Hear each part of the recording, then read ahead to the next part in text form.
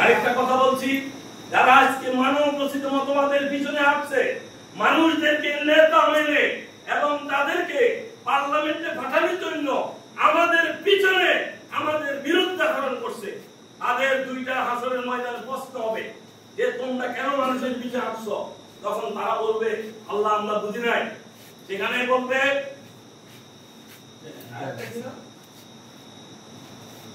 যে আল্লাহ আমাদের ইন্না আতানা সাদাতানা আকবারানা ফাদাল্লুনা সাবিল রব্বানা আতিহিম দিফাইন মিনাল আযাব ওয়া আনহুম লা'নান কাবীরা।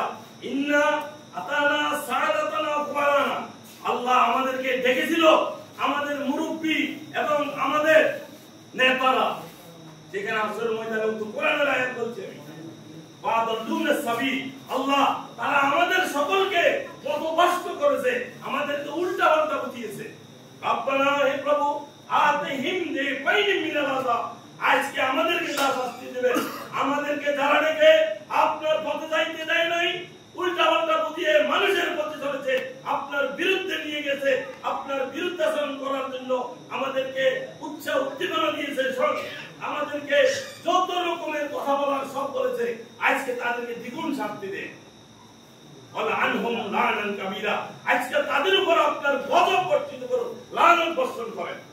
রব্বানা আরিনাল্লাযী আদাল্লানা মিনাল জিন্নি ওয়াল ইনসি নাজআলহুমা তাহতা আকদামিনা লিয়াকুনা মিনাল আসফালিন। হে আল্লাহ, জিন এবং মানুষের মধ্য থেকে সেই যারা আমাদেরকে আপনার পথে না গিয়ে না ডেকে আমাদেরকে মানুষের পথে রেখেছে, আমাদেরকে পথভ্রষ্ট করেছে।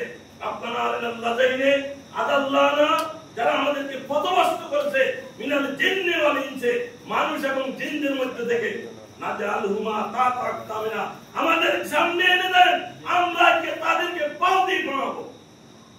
কাল হাসরের ময়দানে এই কথা হবে,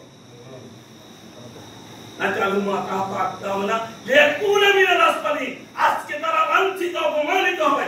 এই সেই জন্য, কারণ আজকে আমরা শাস্তির সম্মুখীন হয়ে গেছি। তাহলে আল্লাহ দয়া করে আমরা আজকে এখানে যারা আছি, আমাদের আরো বাইরে আছে, হয়তো আসতে পারে নাই, যারা আল্লাহর পথেই আছে, এই আমাদের দিনের পথেই আছে, তাইলে ইনশাআল্লাহ আমাদের এই কথা বলা লাগবে না হাসরের ময়দানে। কারণ আমাদেরকে আল্লাহ এই প্রশ্নটা করবে না। এই প্রশ্নটা যখন আমার কাকাকে বলবে, কাকা বলবে আল্লাহ আপনি আমাকে হেদায়েত করে দয়া করে শেষ বয়সে হইলো আপনার পথে এনেছেন, আমার অতীত গুনাহগুলো মাফ করে দেন। আল্লাহ বলবে তোমার অতীত গুনাহ মাফ নাও, তোমার গুনাহগুলো আমি নেকে পরিণত করেছি, দেখো তোমার ডানাটা আমার না। সুতরাং এই কথা কাকার মতো কাকা যদি বুঝাইতে পারে, আপনারাও এবার বুঝাইতে পারেন। সূরা ফুরকানের 37 নম্বর আয়াত এই কথা আল্লাহ স্পষ্ট বলে দিয়েছেন, এটা মুখস্থ করে নেন। সূরা ফুরকানের 37 নম্বর আয়াত, কথা বুঝে আসছে কিনা? সুতরাং আসুন আগামী নির্বাচনে বাংলাদেশ পার্লামেন্টে আমরা কোরআনের পক্ষের এমপি পাঠাইতে চাই। যদি পাঠাইতে পারেন তাহলে 151 জন এমপি হবে, পার্লামেন্টে স্পিকার ঘোষণা করবে বাংলাদেশ চলবে কোরআন দিয়ে। সেই ক্ষেত্রে এমপিরা বলবে হ্যাঁ।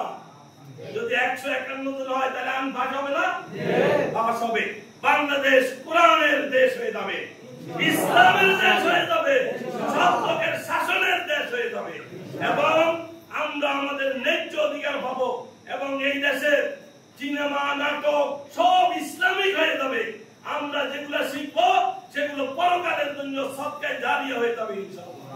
সুতরাং আমরা এক কথায় বলে রাখি, আমরা কাউকে ভয় করবো না। আমরা কাকে ভয় করবো?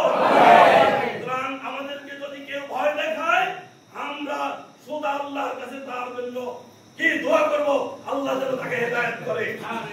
আর আমরা তাকে বুঝাবো, ভাই তুমি মুসলমান, তুমি আল্লাহর পথে আসো, তুমি রাসূলের পথে আসো, ইসলামের পথে আসো, কারণ মৃত্যু একদিন হতেই হবে। মৃত্যু থেকে পলায়ন করে কোনো সুযোগ নেই। মৃত্যুর পর তুমি এই পৃথিবীতে তোমাকে আল্লাহ কি দায়িত্ব দিয়ে পাঠিয়েছে, তুমি কি করেছো, তোমার হাতে সে আমলনামা দিয়ে দেওয়া হবে। সুতরাং দুনিয়া থাকতেই তুমি আল্লাহর পথে চলে আসো, নতুবা তোমাকে হাসরের ময়দানে, কিয়ামতের ময়দানে, কবরে মৃত্যুর সাথে সাথে শাস্তি ভোগ করতে হবে। আমরা ভদ্রতার সহিত সুন্দর ভাষা দিয়ে, নম্র ভদ্র ভাষা দিয়ে আমরা দাওয়াতি কাজ করবো ইনশাআল্লাহ। সবাই বলবেন তো? প্রোগ্রামের জন্য প্রস্তুত